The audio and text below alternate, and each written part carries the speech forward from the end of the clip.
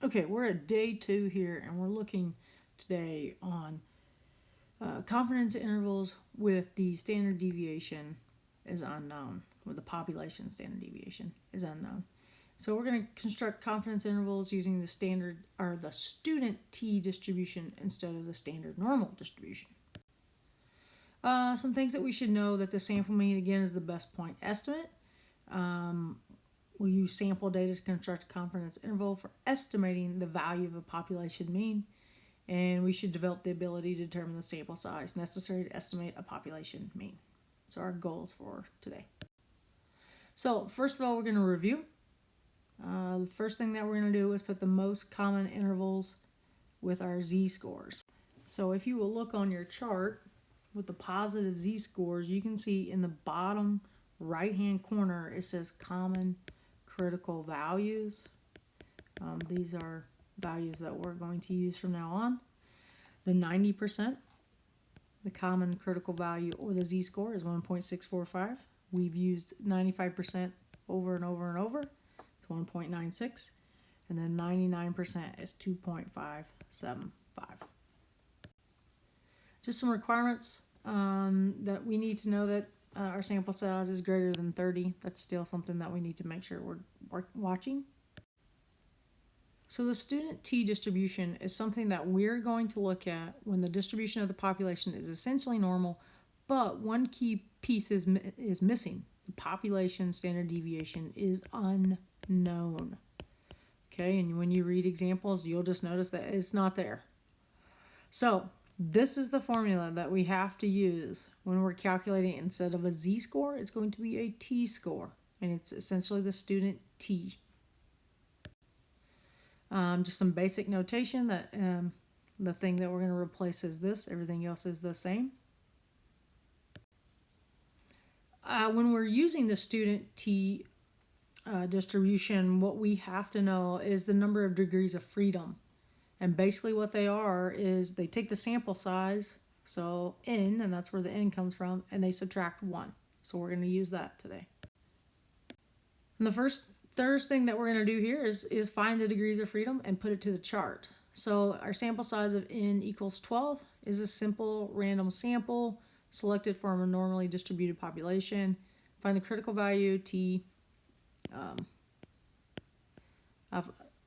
divided by 2 corresponding to a 95% confidence interval. So first thing that we need to do is calculate our degrees of freedom.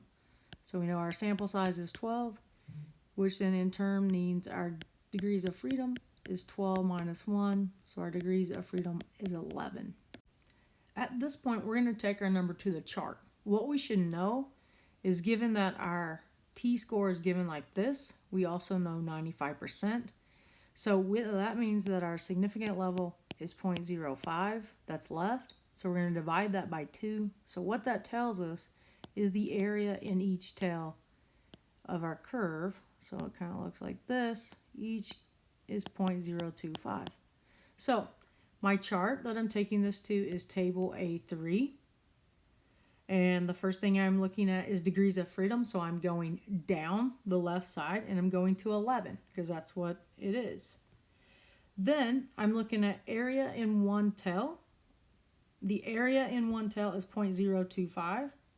And then what you will find is that our t-score is directly underneath it, just like using your z-score. So our t-score then is 2.201.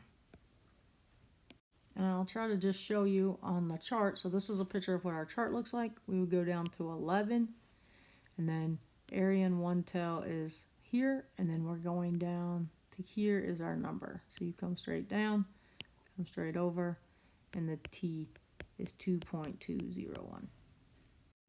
So our procedure for constructing a confidence interval for our mean with our population standard deviation not known is very much the same thing, except instead of a z-score, we're having a t-score, and we use the degrees of freedom to find our t-score. Everything else follows protocol.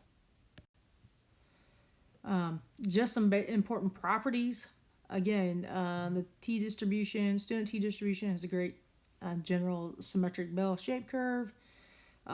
It's used for different sample sizes. If you notice, here's the big difference in our standard normal distribution. Our standard deviation is always 1, and in our student T distribution, it is not. It is always going to be greater than 1, and those are some of the main differences. And again, as the sample size n gets larger, the student T distribution gets closer to the normal distribution. So let's do an example here. A common claim is that garlic lowers cholesterol levels. In a test of effectiveness of garlic, 49 subjects were treated with doses of raw garlic, and their cholesterol levels were measured before and after the treatment. So the changes in their LDL cholesterol have a mean of 0.4 and a standard deviation of 21. Use these statistics to construct a 95% confidence interval estimate of the mean about the garlic treatment, and then what does it suggest. So a lot of things that we need. Okay, so x bar is 0.4. Our sample standard deviation is 21, and then this is where we need to just make a quick note. Okay, and how we know that it's not a population, it's a sample, and that's the little s as well. Then we'll go that we have n is 49. We have a confidence interval of 95%. So essentially, we're ready to go. The first thing that we are going to do, we are going to recognize that this is a sample, so we're going to use the T distribution. Okay, so we need to find a t-score essentially. So the first thing is our degrees of freedom. So for the degrees of freedom, it depends on your sample size. So n is 49. So our df is 49 minus 1 gives us 48. Now, if you go to your chart, what you will find is you're not going to find 48 on your chart. So what you're going to do is round it to the nearest 10, essentially. So 48 is closest to 50, so we're going to use 50. And then it's 95%, so we're going to use the 0.025 and 1 tel, and if you go down, our t-score is going to be 2.009. Now, it's the same steps next is we need to find our margin of error. Our margin of error has our t, alpha divided by 2. 21 over the square root of 49.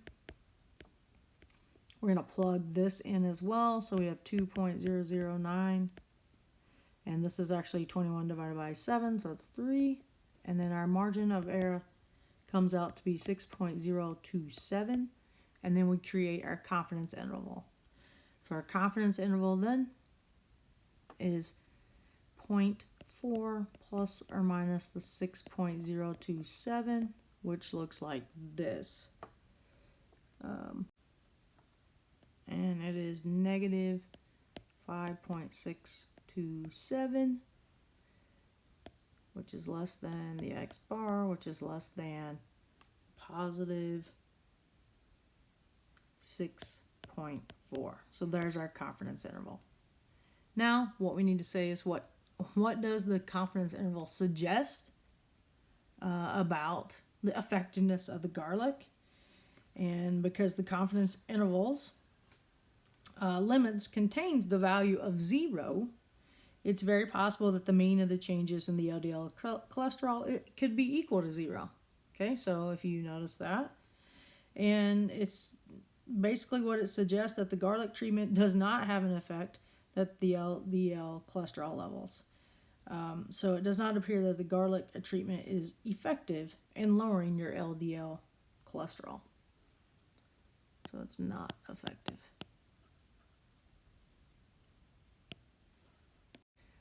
Just some things that I want you to notice about the student T distribution. It does approach approximate the normal, just like the Z-score does.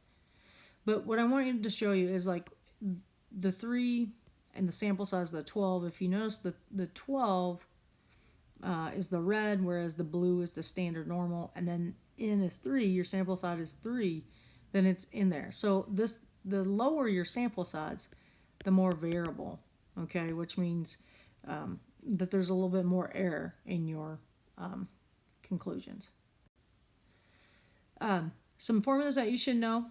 Point estimate, when you're using the point estimate and the margin of error from a confidence interval.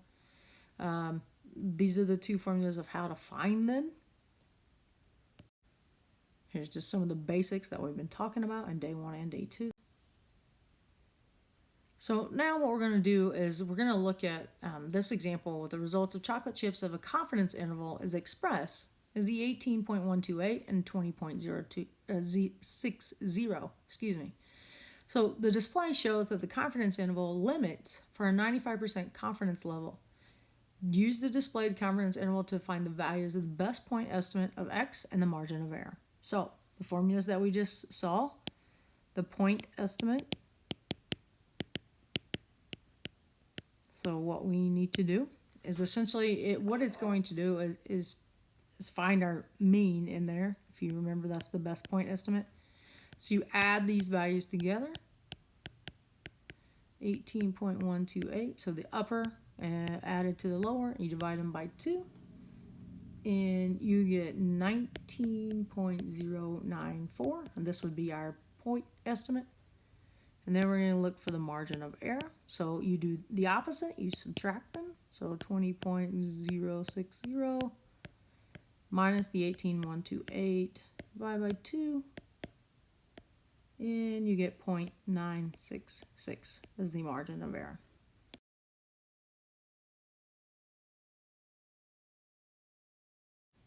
Our next example is we're going to estimate a sample size given just some information here. So assume that we want to estimate a mean IQ score for the population of statistics students.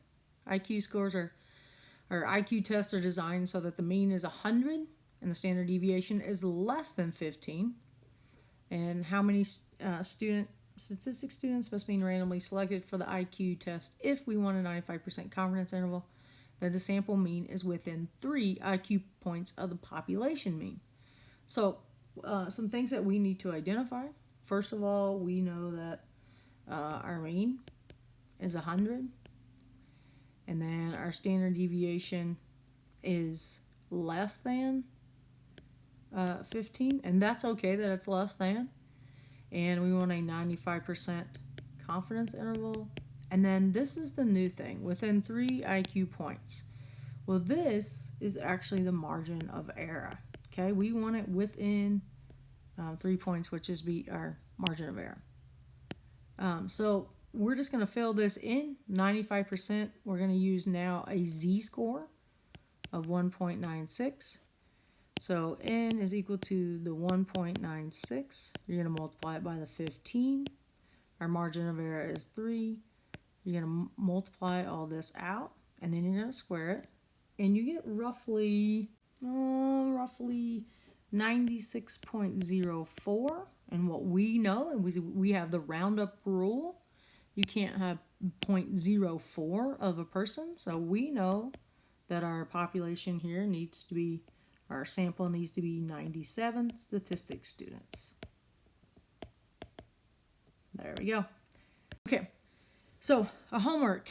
The homework, generally the population standard deviation being unknown is not something that, there's just very few cases. So in your book, there's not a ton of things to work with, but make sure that you work on 6 and 7.